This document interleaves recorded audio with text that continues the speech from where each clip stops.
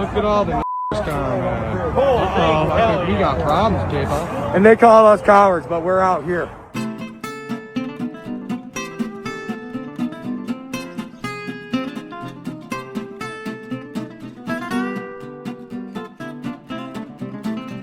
Yeah, burn that bitch up. Burn that bitch up, man. Burn Let that that bitch bitch up. burn. Let that bitch burn. Yeah. What y'all talking about? I'm out. Still nigga ice is off 15 shit. Y'all perfect, man. That's all. Get them boys the fuck out of here! Get the fuck out of here! Fuck y'all flag! Hitler been dead. Y'all living in the 40s.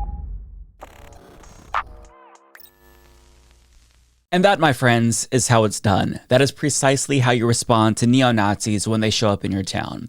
Now, that took place over the weekend in Cincinnati, Ohio, and about 12 neo-Nazis in total chose to unfurl their banners on top of an overpass near the Lincoln Heights exit, until, of course, they were confronted by American heroes and ran away like the cowards that they are. Now, before they were chased off, they were actually talking a lot of shit. For example, they even recorded themselves running up to this man's car who was blasting Fight the Power by Public Enemy, and they began hurling slurs at him, but as you can tell, he was entirely unbothered and just kept dancing. But eventually, too many people in the community showed up, and they were overrun almost instantly.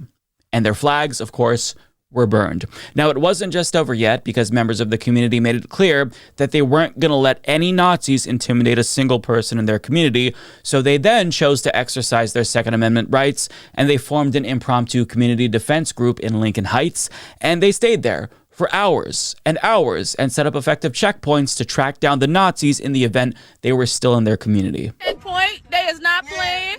Straps, and they are ready. Checkpoint, and you will be stopped, and roll your fucking window down. We got one coming up. All right, bye-bye. See ya. You love to see it. Now, one of the people that documented this shared some photos of armed resistance members from the community on Twitter, saying people in Lincoln Heights went Nazi hunting, with the goal being to make Nazis and white supremacists afraid again, as Deepest South put it, who was the individual who uploaded the videos of the community defense group. And this is exactly what you have to do when neo-Nazis come to your community. Their ultimate goal is a white ethno-state, and they're willing to kill everyone else in service of that goal. So these people are violent, and you have to understand that. When people show up to these communities, they're not just there to say, hey, we're Nazis. It is a threat of violence to these communities, and they typically target communities of color, black and brown communities, because they want them to feel intimidated in their own communities. And that's what these Nazis did here. As CNN explains, the Vision Way overpass connects Evandale to the village of Lincoln Heights, the first all-black self-governing city north of the Mason-Dixon line, according to the Cincinnati Preservation Association. Evandale is also just 2 miles away from Reading, which used to be one of thousands of white-only communities throughout the United States known as sundown towns, where local laws prohibited black people and other people of color to be out after sunset to intimidate them from living in the area. So there is a reason why the Nazis chose to target this community, but that doesn't change the fact that if you stand up to them and you let them know that they don't scare you at all, well, they collapse like the paper tigers that they are. And this community proved that. Now, in a local news report, they reiterated that they're standing together and they absolutely refuse to let these dickwads threaten anyone in their community. Residents of nearby Lincoln Heights soon arrived to protest the Nazi demonstration. This is something that we all need to take a stand for. We need them to know this is not the 1960s. This is 2025. We are not playing at this time around. We're told the people on the bridge came and went in a U-Haul, leaving shortly after locals arrived. Evandale police released a statement that the demonstration, while offensive, was legal. Protesters took issue with that response. You're allowed to have a protest, but where's your permit? Where's your permission? And then inciting hate, calling people niggas. That's not right. When Fox 19 arrived, this car had its windows smashed and its tires slashed. Protesters stated that they believed it belonged to one of the men with the Nazi flags. That's hate. That's what hate is. That's what hate gets you. Protesters say they were shocked and disgusted by what they saw on that overpass, but their gathering was about standing together. This is unity. This is all you. Nobody's here to fight. Nobody's here to cause any trouble. Nobody's here to do any of that. But what we're not going to do is have hatred. This love, like this united. Yeah. And let this be a reminder that there are more of us than there are of the Nazis. That is an indisputable fact. So running these Nazis out of your town is a matter of coming together and standing strong and making it clear that they're not welcome there and Nazi bullshit isn't going to be tolerated. And it's not the first time that this strategy has paid off and been really effective. For example, this white supremacist with swastika tattoos threw a bottle at a black man who was driving, and do you want to know what he did? He pulled over and made that Nazi clean his car, and he did just that. But that's not all, because during a Washington State Pride Parade in 2023, Nazis showed up to intimidate queer people and their allies, but guess what the attendees did?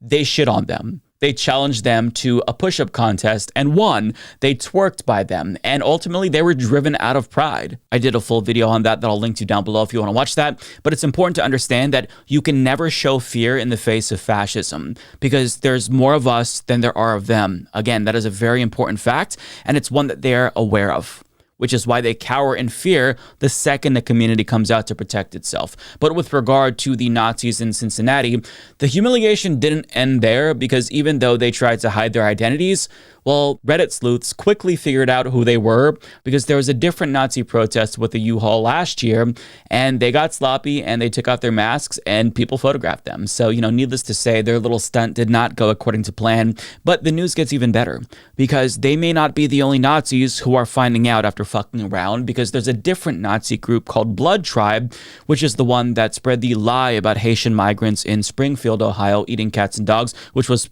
parroted by Donald Trump, by the way, on national television.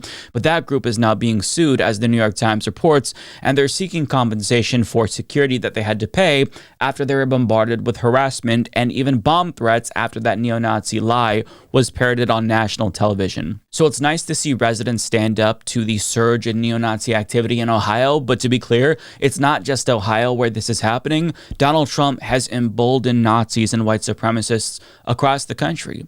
But it's also Elon Musk, who sig-heiled at Donald Trump's inauguration and faced no accountability, which sent a message to Nazis that, hey, it's safe to come out of the closet again and be Nazis.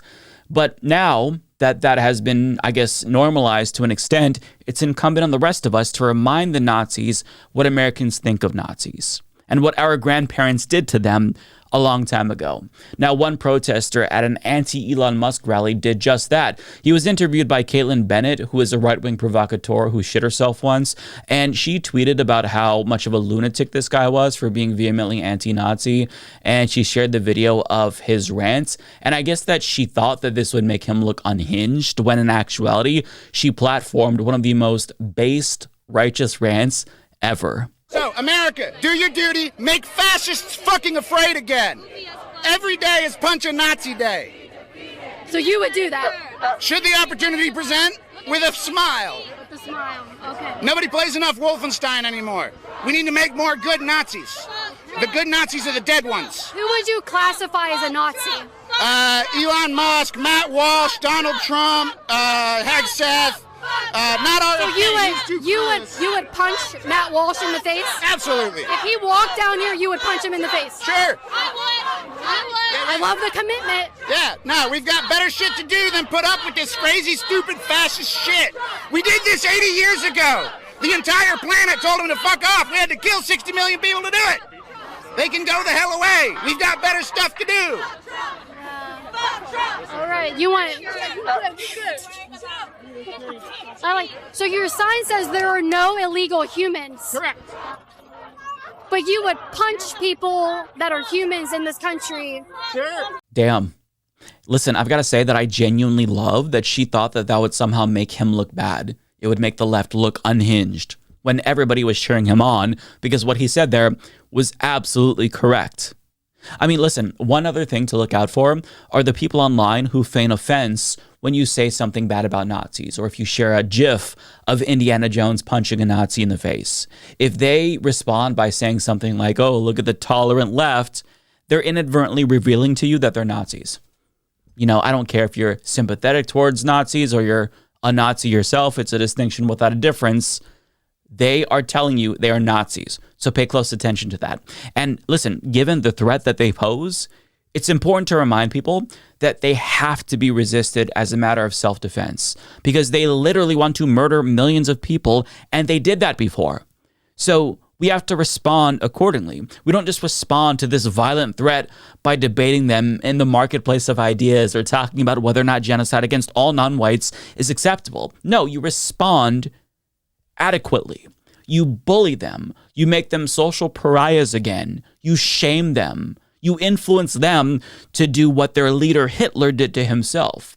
Now is not the time for, milquetoast liberal bullshit. It's the time for Americans to exercise their Second Amendment rights to protect their communities from this violent threat that they pose. The community in Lincoln Heights created a blueprint, and everyone else needs to follow their lead if and when the Nazis show up to their town, because it's effective. You don't stand down to Nazis, you stand up to them. And if you do that, you will win, because once again, there are more of us than there are of them.